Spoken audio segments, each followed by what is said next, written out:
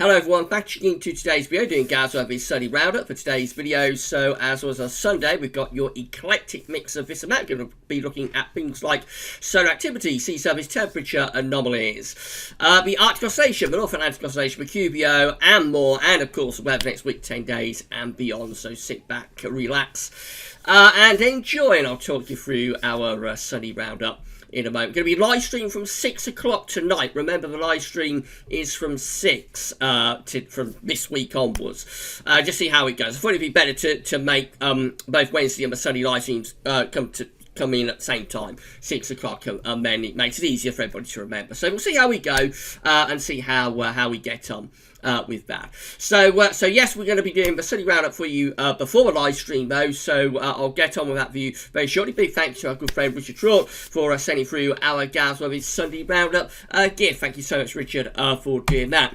Now we are getting ever closer to our 7k subscriber target for our YouTube channel. So we're on the cusp of around 6,940 subscribers now, just on that cusp of being at 6,940. So if we can put another 10 today, that will get us to 6,950, leaving us with just another 50 to go to get 7,000 subscribers. If you haven't yet subscribed to GavsWeatherVids, then please can you do so. Click the subscribe button and enable all notifications. You'll be notified when we are releasing content and live streaming. That'd be absolutely fantastic. Thank you so much, everybody, for doing that. It's a real mammoth effort. We have put on a lot of subs over this June. I'll talk more about it in the live stream later on, but I'm actually quite proud of the effort that we've all put in. I'll put it in, but you've also put it in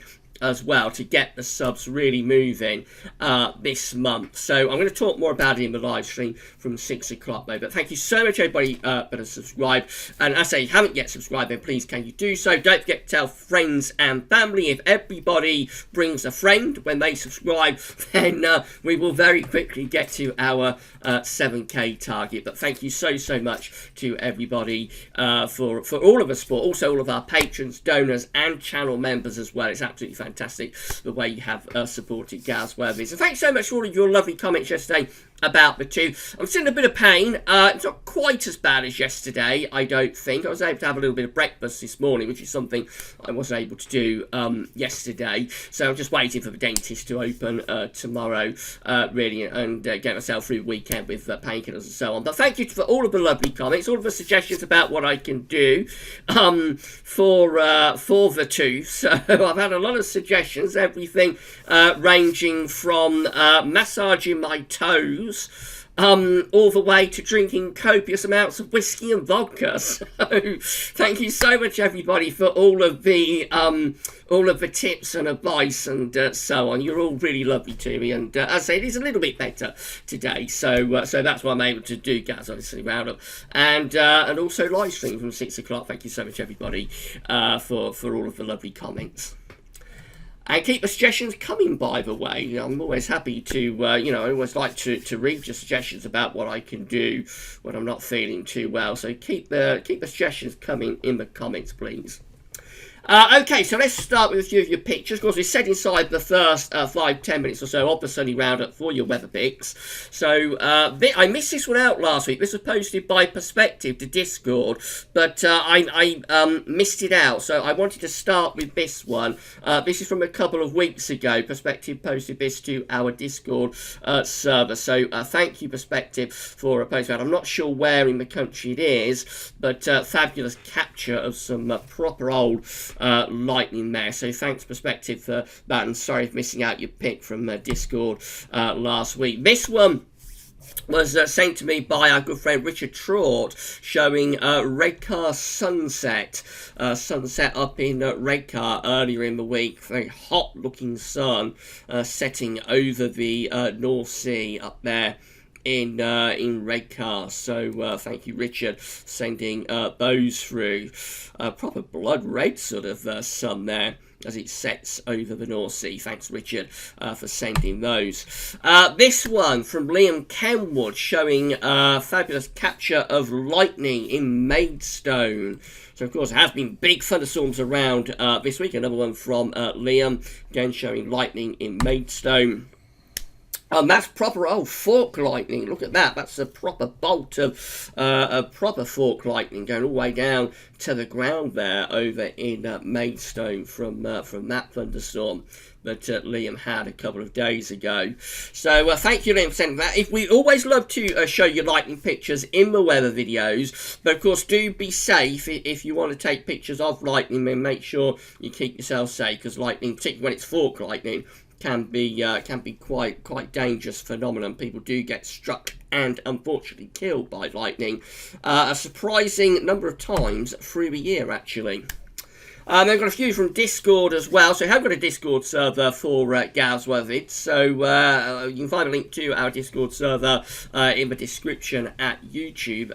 This one posted early in the week from Shiram, showing sunny spells in Sedgley in the West Midlands. So thank you, Shiram, for that. This one posted by Adrian Major, showing mist and fog in the valley.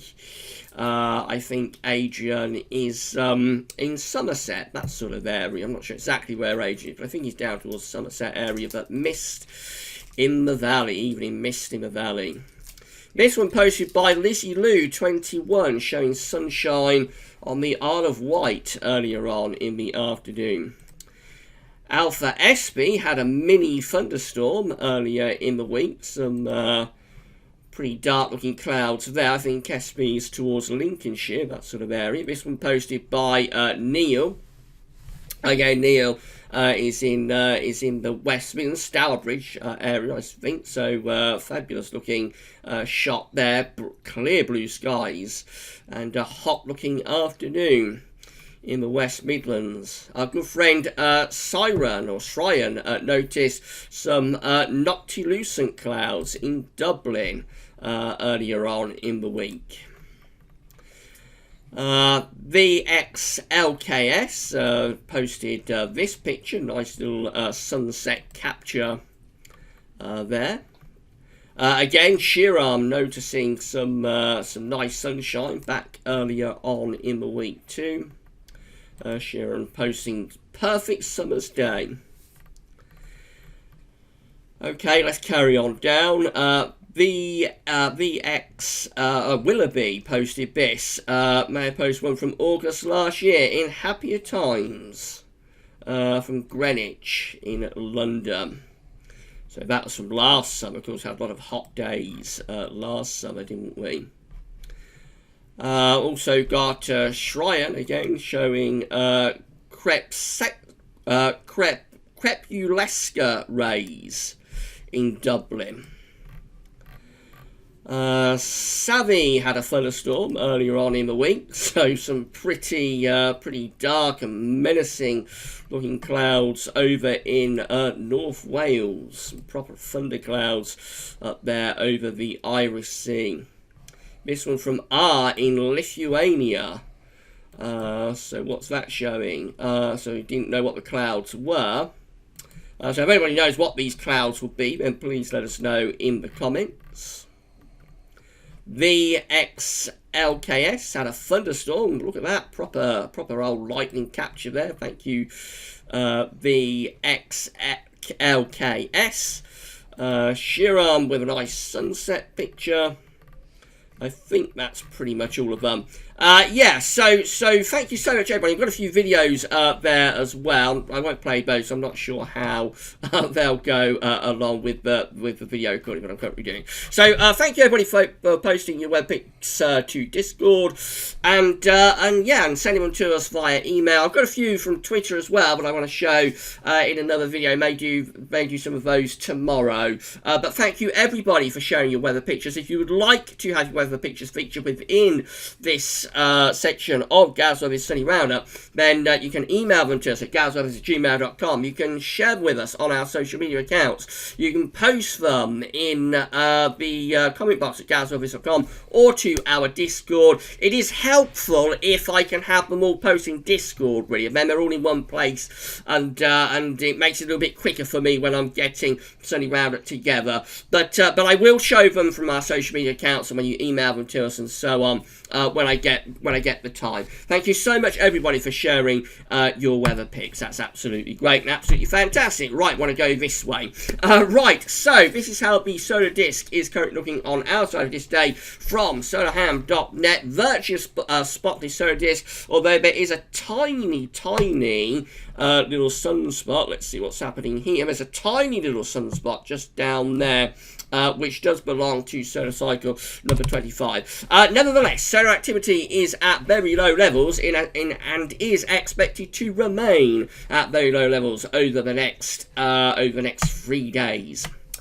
So this is the GavsWeatherVids Solar Activity Tracker sent through by good friend James Ackrill, updated to the 28th of June, sent through yesterday by James. So yes, we continue to be at solar minimum with very weak levels of solar activity. We're currently having another run of spotlessness. The solar activity did pop up a little bit there back through the early part of June. We did get a few sunspots then, but we're sort of flatlined away over the past few days again. So yes, we remain at very low levels. Our trend lines are also at a very low level. They are our thick green and thick red lines as well. Solar minimum continues and will continue for some time to come. So you can see from these long stretches with the orange line where it's just flatlining around the floor of the chart, which is each individual day's worth of sunspot activity, of course, but still many days are not having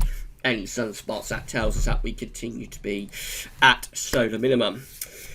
This one is showing spotless days and the current spotless stretch sent through by a good friend Richard. So yes, for 2020 we have 100. If we can change the colour, let's see what's going on. If we can change colour, there we go, we've gone to red. So we have got 130, or have had 134 days without any sunspots. That's 74% of the year, comparable to 2019, 281 days without any sunspots. That is 77% of the year. Solar minimum, deep solar minimum goes on. Thank you to James and to Richard for sending those through to us. This is how the oceans were looking when we did last week's GavsWeatherVids Sunday Roundup. Got our 3 areas of interest: the ENSO region just here, the Northern Pacific up there, the Northern Atlantic over here. That's how the oceans looked last week as of the 19th of June. The very latest in terms of the oceans is that. So dealing with the ENSO region first of all. So maybe we've seen a slight easing actually of the cold and average sea surface temperature anomalies just here. They're possibly eased slightly over the past week. I'll show you the reason why that's happened in a moment. But possibly we have seen a slight levelling off of the progression to La Nina over the past week. However, that is still a La Nina signal. We still have colder than average sea surface temperature anomalies, particularly through the eastern portion of the equatorial Pacific Ocean. Going to the northern part of the Pacific, again, that's how things looked last week. This is the latest, so it remains significantly warmer than average in the northeastern part of the Pacific Ocean up here. It remains really quite significantly warmer than average there. And then in the North Atlantic, if we can have a look at that, we can see that in the North Atlantic, very little change over the last week. It's warmer than average to the south of Greenland. It's cooler than average through the central part of the Atlantic Ocean, and significantly warmer than average through the tropics. It appears we've got a bit of a tripole. Things are warming up over towards the eastern seaboard of the United States. So things have gone very warm in the Norwegian Sea as well over the past few weeks. In fact, just look how warm it is generally across sort of Norway, Baltic Sea areas, North Sea areas. That's because of all the warm weather, hot weather we've had over the past few weeks, of course. But yeah, the Atlantic's interesting. It looks a little bit warmer there, looks cooler there, warmer here. It's a bit of a tripole type feature, although things are getting warmer over towards the eastern seaboard of the States at the moment. Now then, so this is the reason I think we've seen a levelling off of the progression to La Nina over the past week. This is the Sy7 Oscillation Index. It's an index that's reflecting the atmospheric state in the South Pacific. It's measuring air pressures between Darwin and Tahiti. When the SY is in its positive phase, then the atmospheric setup is going to be reflective of La Nina. When the SY is in its negative phase, then the atmospheric setup will be reflective of El Nino. We know that the ocean wants to move towards La Nina, but the atmosphere has been more in a El Nino type setup recently. So these are all preliminary, these numbers, but they don't tend to change all that much, actually, when they're revised at the end of the month. So for the 18th of June, for example, we see the SY at minus 30.79. 19th of June, we see the SY at minus 32.05. 20th of June, we see the SY at minus 33.95. 21st of June, see the SY at minus 14.62. That's an atmospheric setup that's very strongly reflective of El Nino. More recent days did go a little bit more positive, the 23rd, 24th of June, plus 8 and plus 4, but then we go negative again on the 26th of June, down to minus 13, 27th of June, down to minus 4. Latest number for the 28th of June, ahead of us in Australia, of course, comes out at minus 0.70, so virtually neither El Nino or La Nina setup, kind of ENSO neutral type setup. But obviously the atmosphere has been a more El Nino type setup, with the ocean wanting to go to La Nina. That tells us that the atmosphere and the ocean have been fighting with one another, and that's probably what's caused this sort of weakening of the progression to La Nina over the past week. But we will probably see the atmosphere beginning to move towards the La Nina setup along the ocean in the next few weeks. We shall see about that. CFSV2 continues to forecast a weak La Nina. So again, got a temperature numbers on the side, dates are on the bottom. We see from black dash line, which is the ensemble mean, that CFSV2 takes us into weak La Nina threshold around 1 degree below average through the rest of the summer and into the autumn too. Been a very, very consistent signal from the CFSV2 over the past few months. Really since January it's been going for this weak La Nina. It's still going for it now. And I think that's probably going to be where we finish up, really. I think weak La Nina looks most favoured for this autumn and probably for winter 2020-21 as well. Just want to show you this. So we're pretty much snow-free now across Eurasia. Still got a little patch of snow there, a little white patch running at very, very extreme northeastern corner of Arctic Siberia. But essentially we're snow-free now across Siberia and Eurasia, except over mountainous areas. Where we've got this yellow area, that's Arctic sea ice extent. Obviously we are into the mount season for Arctic ice at the moment. So this is going to be from the National Snow and Ice Data Centre. So this is showing that, yes, we're currently well and truly in the melt season for this. Season of Arctic sea ice. So that's where we are right now in terms of Arctic sea ice extent, where that blue line is just there. If we add in our most recent averages, so let's see if we can do that. The 2010-2019 average, we're very much on a par with our most recent 10-year average. We are under the 2001-2010 average. We're well under 1991 to 2000 and 1979 to 1990. Let's get rid of those and just show you how we compare to 2012, which is the death spiral year for Arctic sea ice. So we're on a par with 2012 at the moment. So we'll continue to monitor Arctic sea ice extent, of course, over the next few weeks and months as we reach the bottom of the melt season in September. QBO from NASA currently looking like this. It continues to look as though the westerly QBO is coming back.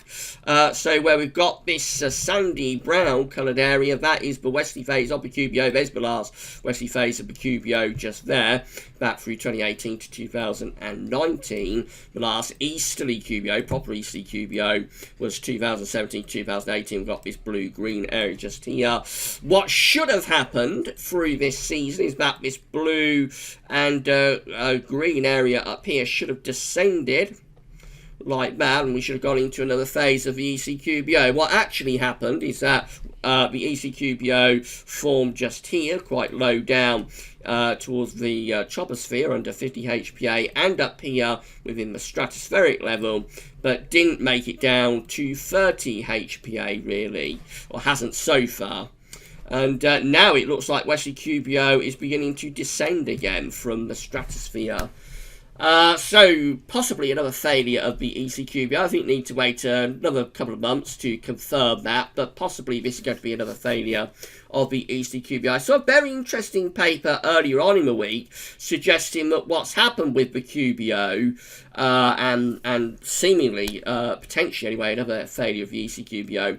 A lot of it is down to the very significant southern stratospheric warming that happened over the South Pole in September last year. You remember, in September last year we had a very, very dramatic warming of the stratosphere, the most significant warming of the stratosphere over the South Pole. We mainly associate southern stratospheric warmings in winter with the Arctic, with the North Pole, of course, but they can happen over the South Pole, albeit quite rarely. It was the most significant warming of the southern stratospheric warming of the South Pole since 2002, I think, the one that occurred last year in September 2019. I have seen an interesting paper this week that suggests the failure of the ECQBO, what's going on with the QBO, is sort of ramifications from that very, very significant southern stratospheric warming that occurred over the South Pole last year. I think there's also some suggestion that the polar vortex of doom, I'm sure you remember the polar vortex of doom that gave us such a mild and phenomenally wet winter for 2019-20. I think there's some suggestion that that polar vortex was also partly influenced by the warming of the stratosphere that happened in September last year. So it appears that that warming of the stratosphere that occurred in September 2019 was a very, very significant event globally, and has had a very, very significant effect on the global atmospheric setup for several months, actually. But anyway, it's all food for thought. We'll probably discuss it a little bit more in the live stream later on. But at the moment, anyway, it looks as though the westerly QBO is continuing to try and reform anyway. If this is all down to the warming of the stratosphere that happened in September last year over the South Pole, then I will think the effects of that have got to start wearing out of the system very, very soon. So maybe we'll see the easterly QBO coming back, but we'll have to wait and see how this evolves over the next few weeks and months, of course. Arctic oscillation observed and forecast is looking like this. So I think I zoomed in a little bit too much. Sorry about that. So Arctic oscillation is just an index that's reflecting the atmospheric state. Of course, as with all of these indexes, QBO, SOI, AO, NEO, they're all just reflecting the atmospheric state. They don't drive anything in their own terms. They just tell us what the atmosphere is doing. When the AO is positive, we've got low pressure over the Arctic. When the AO is negative, we've got high pressure blocking over the Arctic. The current situation, you can see, it's still just about make out March with this. You can see how positive the AO was in March, and that was indicative of the whole of last winter. We did have incredibly positive AO last winter associated with that polar vortex of doom, but now we're beginning to understand that some of that, anyway, could have been down to the very, very significant warming of the stratosphere that occurred in the South Pole in September of 2019. But anyway, I digress. That coming on to the more recent situation with the AO. So we're around here and around sort of neutral to slightly negative with the Arctic oscillation. GFS ensembles are forecasting that we're going to stay very close to neutral, really, as we go through into the first week to 10 days of July, staying very close to neutral with the AO. At the same time, the NAO has gone a little bit negative. So this is where we currently are with the North Atlantic oscillation just there. GFS ensembles for the next few days forecasting the NAO I should say, will go a little bit more negative still before maybe starting to move back towards more neutral conditions later on into July. But it does appear that the NAO is now in a rather more negative phase with the AO around neutral, which is interesting. That's going to provide some interesting weather conditions, I would have thought, as we go into July, where it suggests, remember the AO and the NAO don't drive anything in their own terms, but it suggests some quite interesting weather conditions as we go into July.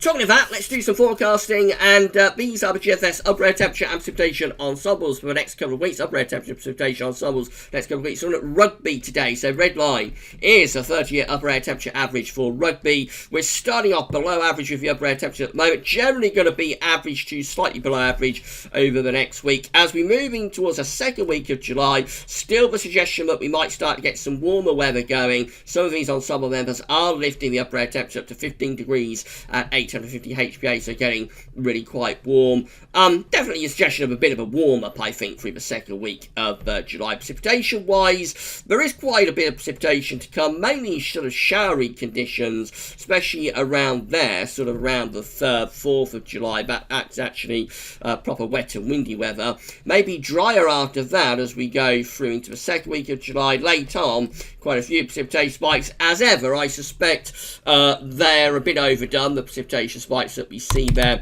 but it is going to be showery, definitely for the first week of July. There will be showers around.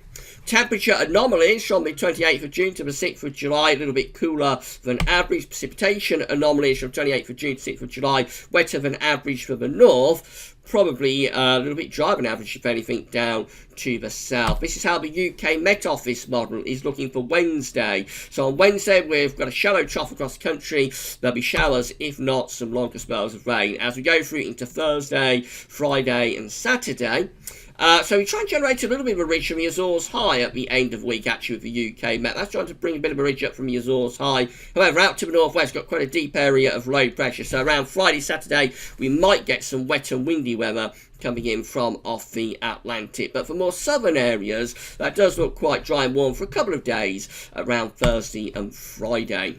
GFS looks like that, so again, a showery trough across the country on Wednesday.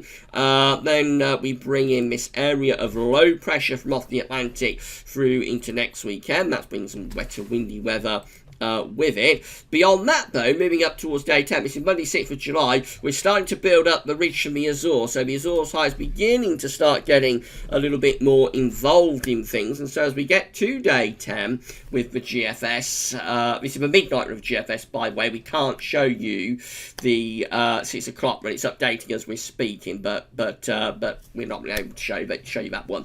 Up to day 10, the midnight of GFS builds in an area of high pressure, turns us drier and a lot warmer too.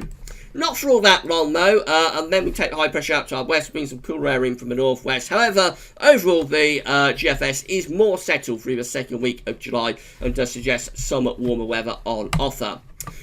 This is the GM, so again a showery trough for Wednesday, and that goes on into the end of the week. Then bring some wet and windy weather in off the Atlantic around Friday to Saturday, before the Azores High starts to push up from the southwest as we move to in towards day 10. This is Tuesday the 7th of July, big ridge of high pressure setting up from the Azores, and look at that, by the time we get through to day 10 itself, Wednesday the 8th of July, we are back under a large area of high pressure, turning dry, fine and potentially very warm there. That could actually be a bit of a heat wave. Some are properly returning with a GM by the time we get through to day 10. Could be a little bit of an outlier. ECM looks like this, so again showery trough for Wednesday. And then we go into the end of the coming week with low pressure bringing wet and windy weather, heading up towards day 10. Again, trying to build up the ridge of the Azores high. That turns us mainly dry and warm in the south. The northern area is probably still a little bit mixed. But I think the trend as we come towards the second week of July is still towards higher pressure, turning things drier and warmer.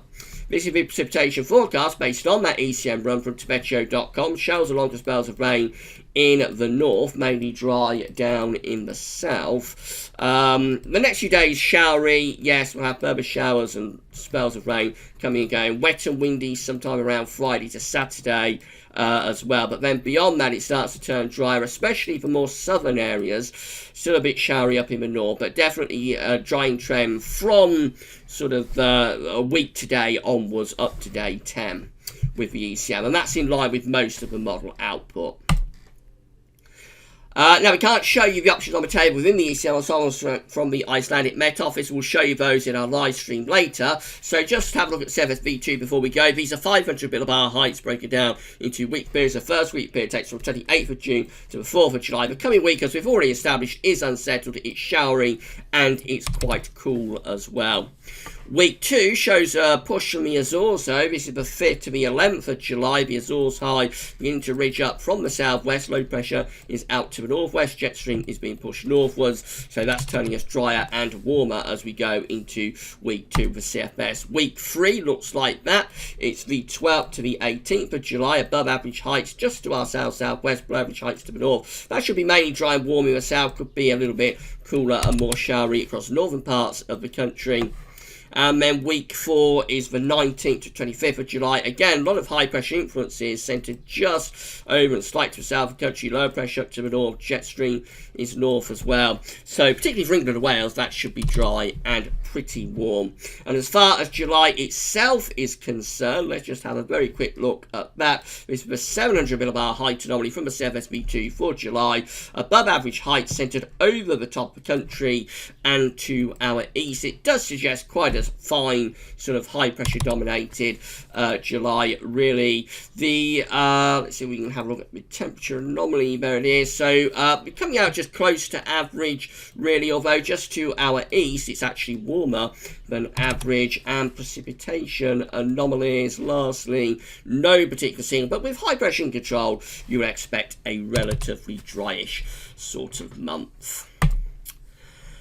And then lastly, back where we started, so please can you subscribe to our channel if you haven't yet done so. We want to get the subs to 7k as soon as possible, and then when we get 7,000 subscribers, I think I'm going to take a few days off because I've been working very hard over the past few weeks, so I think I am due a couple of days off. So when we get 7k subs, I might take sort of 4 or 5 days or so off and have a bit of a rest, but I'm not going to do it until we get to 7k, so you can enable me to have a few days off actually by subscribing if you haven't yet done so. So please click like, subscribe, and don't forget to tell your friends about the channel. If every subscriber brings a friend with them, then we will get to 7k subscribers that much quicker.